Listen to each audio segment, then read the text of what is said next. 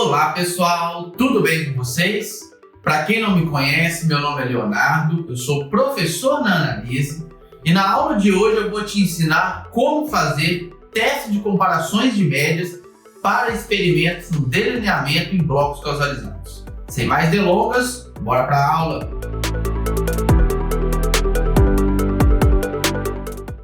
Bom, pessoal, vamos começar aqui a nossa aula, onde nós vamos discutir um pouco sobre o teste de comparação de médias, para DBC.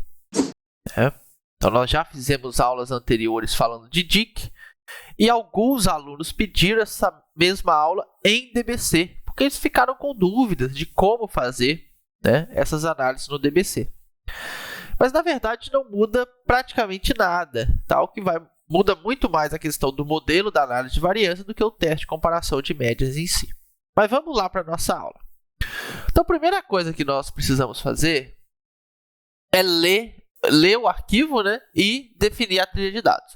Então, nós vamos definir a trilha de dados utilizando a função setwd. Ok? Lembrando, mais uma vez, toda aula eu lembro, mas porque ainda fica gente com dúvida, tá, pessoal? Por isso que eu lembro. Esse daqui é o caminho do meu computador, da qual eu estou gravando a aula. Vocês precisam tirar esse caminho e colocar o caminho de vocês, tá?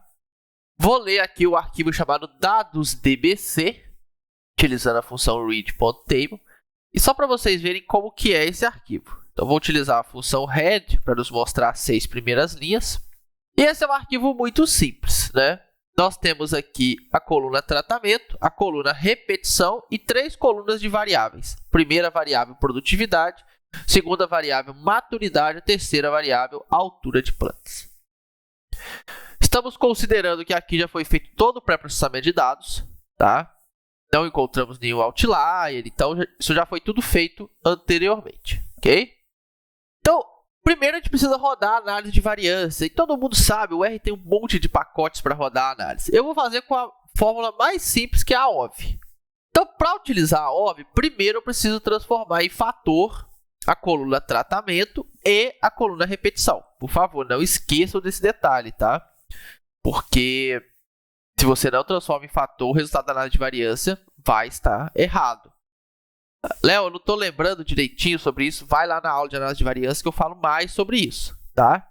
Então, eu vou fazer aqui, transformar em fator, e vou rodar o modelo da análise de variância.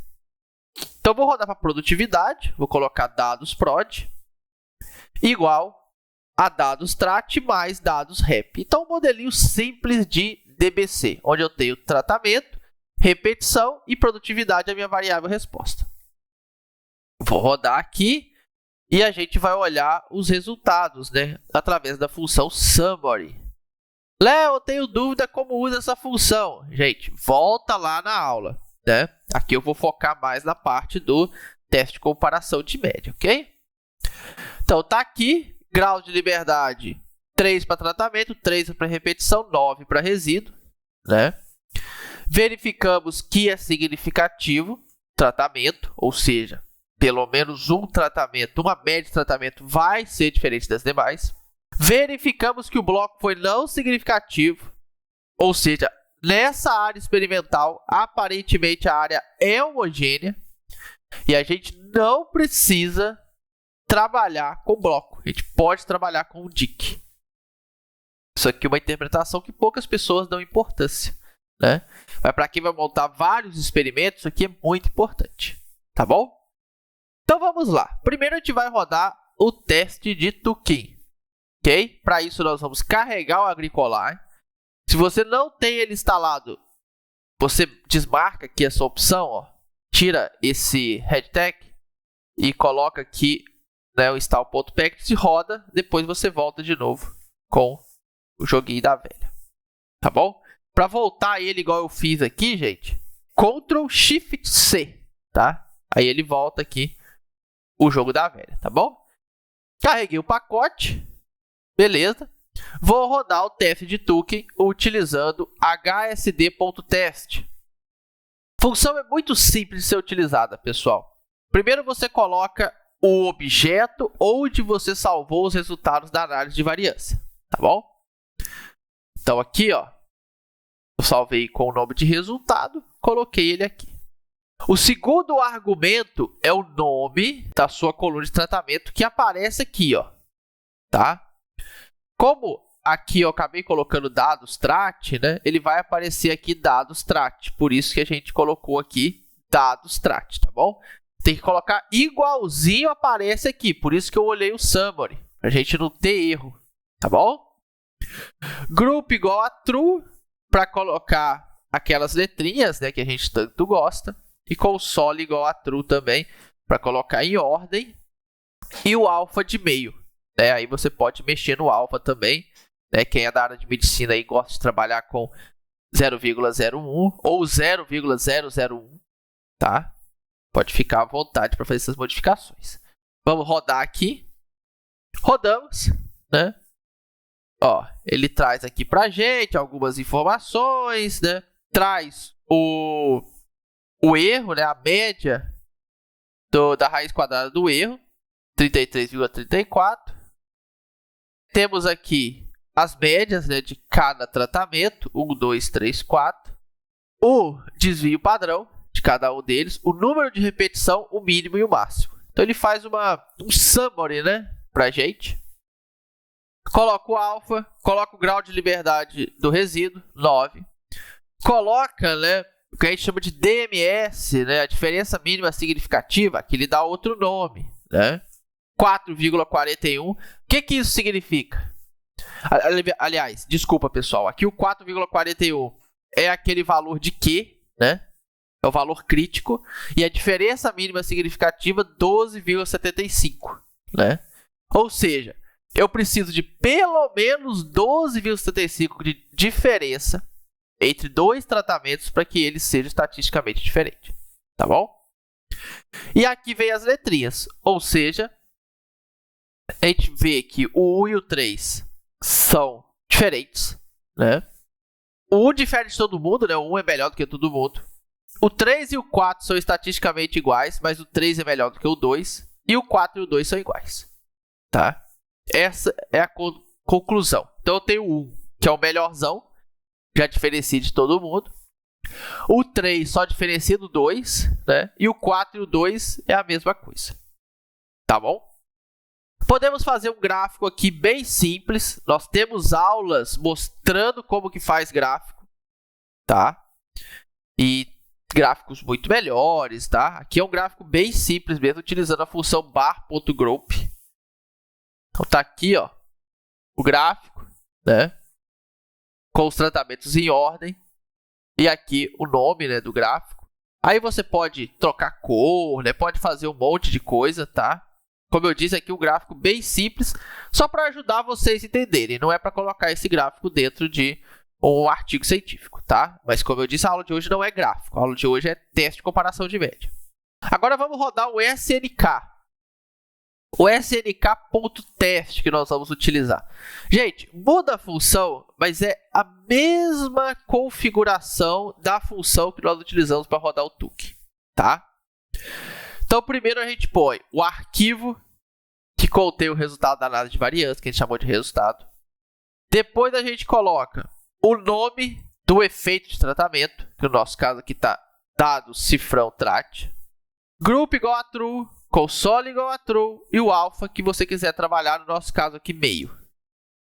Você roda o teste e aí a gente já vê diferença de resultado. Por quê? Porque o SNK ele é menos poderoso do que o TUC. Então, não muda para o 1, né? O 1 é diferente de todos os demais, mas agora o 3 é diferente de todos os demais também. Por quê? Aqui, ó, a diferença mínima significativa, né, acaba modificando. Quando eu tenho só duas médias, a diferença veio para 9. Como essa diferença de 65 e 67 ela é maior do que 9, né? Acabou que eles são agora diferentes estatisticamente. E apenas o 4 e o 2, agora sim, eles são iguais, né? Continuam sendo iguais, né? Então não muda. Então o 1 é o melhor, o 3 segundo melhor, o 4 e o 2 são os piores e são iguais. Você consegue verificar a diferença de um teste para o outro? Então já mudou um pouquinho o resultado, né? Antes o 3 e o 4 era igual estatisticamente, agora já não é mais, já mudou essa questão. Aí a gente faz o gráfico também, da mesma forma. Beleza? Está aqui o gráfico. E o teste de Duncan? A mesma coisa, pessoal. Só que agora a função é Duncan.test. Tá? Aí você vai colocar o resultado da análise de variância, né? Que aqui eu chamei de resultado. Entre aspas, né? O nome do seu efeito de tratamento. No nosso caso aqui, dado cifrão trat. Grupo igual a true, console igual a true, alfa igual a 0.05 ou o alfa que você quiser. Vamos rodar o Duncan. Rodamos aqui também. Tá aqui os níveis críticos, né, do Duncan. Ele faz toda aquela análise, tá, gente? Eu não estou mostrando aqui toda a análise porque ele é igual o nível crítico que vai mudando, né, de teste para teste. E por isso que a gente tem a diferença de resultado entre os testes. Por isso que a gente fala que o Tukey é o mais poderoso. Que você vê que o Tukey ele diferencia menos os tratamentos. Ele é muito mais rigoroso. O resultado do Duncan foi igual ao resultado do SNK. O Duncan é o menos rigoroso dos três, tá? Então, normalmente é onde a gente encontra mais diferença entre os tratamentos. Aqui a gente tem o tratamento 1 é o melhor, o tratamento 3 o segundo melhor, o tratamento 4 e o 2 são os piores e são iguais. A gente roda aqui o gráfico. Mesma coisa, né? Temos o teste de Chefé, onde nós temos a função Chefé.test. Mesma situação, pessoal. Primeiro argumento, resultado da análise de variância, que aqui a gente chamou de resultado. Segundo argumento, entre aspas, o nome da nosso efeito de tratamento, né?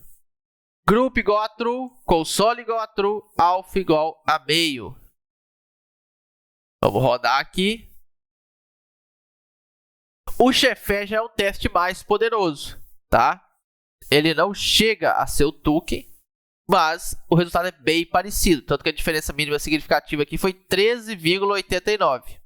E aí a gente volta, né, ao tratamento 1, ele é o melhor mesmo. Mas o tratamento 3 e 4 agora são iguais estatisticamente. O 3 é melhor do que o 2. E o 4 e o 2 são iguais estatisticamente também. Então, o Tukey e o Chefé foram os mesmos resultados. São testes mais poderosos. O SNK e o Duncan foram os mesmos resultados. São testes menos poderosos. Léo, qual que eu devo usar? Eu sempre recomendo utilizar o Tukey. Ou, nesse caso aqui, o Chefé, o resultado é o mesmo. Porque é um teste mais poderoso. O que isso quer dizer, Léo? O seu resultado é mais confiável. Eu tenho uma confiabilidade maior quando eu vejo uma análise feita por Tukey comparado com uma análise feita por Duncan. Ah, Léo, mas na minha área só usa Duncan. Então, tudo bem. Usa Duncan. Não tem problema, tá? Você já está errado? Não, não está errado. Existe o teste, está nos livros de estatística, a gente pode utilizar.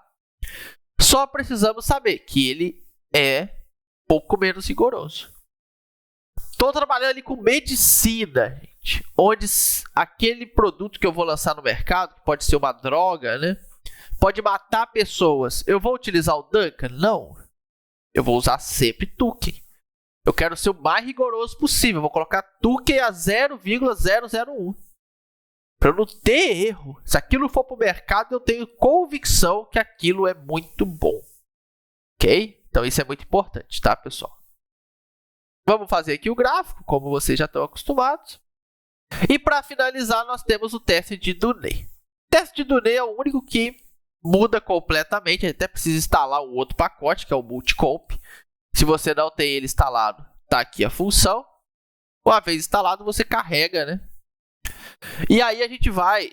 Primeira coisa, né? O Dunay, pessoal, ele já é um teste bem diferente dos outros, tá? O Dunay ele é utilizado quando nós temos uma testemunha e nós queremos apenas comparar os outros tratamentos com a testemunha. Ele não vai comparar tratamento com tratamento. Ele vai pegar os tratamentos e comparar com a testemunha. Ok? Isso você tem que tomar muito cuidado. Tem muita gente que erra na hora de falar, né, de utilizar o teste do Dunay. Se você não tem uma testemunha no seu experimento, esquece do Dunay. Não faz sentido você rodar do Dunay. Tá bom? Então isso é muito importante. Bom, para rodar do Dunay, pessoal, ou Dunnett, né? Tem gente que fala Dunnett, Dunay, aí pronúncia, né? É um nome estrangeiro, então tem várias. A função é glht, onde a gente vai colocar a saída da análise de variância, que no caso é resultado. E aí aqui, pessoal, a gente tem esse lim FCT igual a MCP, onde você tem que colocar entre aspas o seu efeito de tratamento, né, o nome dele, igual entre aspas do NE, ok? Para rodar o teste do NE. Então nós vamos rodar aqui. Eu vou dar um print do summary do teste. O que ele vai rodar para a gente? Ó, primeira coisa que é muito importante. Ele considera como testemunha seu primeiro tratamento. Então, se você vai rodar do NE, você já vai colocar como primeiro tratamento a sua testemunha. Dá para mudar isso? Até dá, mas não vale a pena não, dá muita dor de cabeça. Coloca como primeiro e pronto, tá bom? Aí aqui ele faz a comparação, ó, 2 menos 1, né? A estimativa, que foi a diferença de um com o outro, menos 36, o erro, o teste T e o p-valor. Então, significativo. 3 com 1, significativo. 4 com 1, significativo. Ou seja, todo mundo perdeu para a testemunha, que é 1. Né? Porque a estimativa aqui é negativa, foi todo mundo significativo, então todo mundo perdeu para a testemunha. E esse é o resultado do teste, gente. Ele não compara o 2 com o 3, o 2 com o 4. Ele pega todos os tratamentos e compara com a testemunha. É esse o seu objetivo? É esse o meu objetivo, Léo. Então usa do NE. Do NE é um teste legal, né? Teste bacana de se utilizar. Vamos utilizar aqui a função confint, que ela é muito legal, pessoal. Né? A gente roda ela em cima do teste, né? Do resultado do NE. E ele nos dá o intervalo de confiança. Do NE é muito legal você mostrar o intervalo de confiança. Então tem aqui a estimativa do contraste, né? 2 menos 1, menos 36 a 75, que varia o intervalo de confiança de menos 48,24 até menos 25,25. Léo, como que eu interpreto intervalo de confiança, Léo? Eu tenho muita dúvida com isso. A gente já tem aulas também aqui falando sobre intervalo de confiança, mas é sempre bom lembrar, né? O intervalo de confiança, gente, se o 0 estiver dentro do intervalo, significa que não tem diferença estatística daquele contraste. Se o 0 não estiver naquele intervalo, significa que tem diferença estatística naquele contraste. Então aqui, ó, o contraste vai de menos 48 até menos 25. Então o 0 não faz parte do intervalo de confiança. O segundo também, ó, menos 28 até menos 5. Chegou até próximo, mas o 0 não faz parte, então é significativo também. Menos 40 a menos 17, também significativo. Agora, se eu tivesse um aqui, menos 40 até 10, aí seria não significativo. É assim que a gente interpreta o intervalo de confiança. Muita gente gosta de mostrar intervalo de confiança ao invés de ficar mostrando significância. Olha, a média é essa, a estimativa é essa e ela pode variar de tanto até tanto. Né? A gente usa isso muito aí em campanhas eleitorais, né? O cara tem 40%, mas varia de 38 até 42. Que é o intervalo de confiança, tá? Isso que é o nosso tão famoso intervalo de confiança. Bom, pessoal, espero que vocês tenham aprendido a rodar os testes de comparação de média para o experimento em TBC. Como vocês viram, não tem nenhum segredo, tá? O segredo está em rodar a análise de variância, mas os testes para TBC e para DIC são a mesma coisa, tá bom? Então, por hoje é só e nos vemos na nossa próxima aula. Até mais!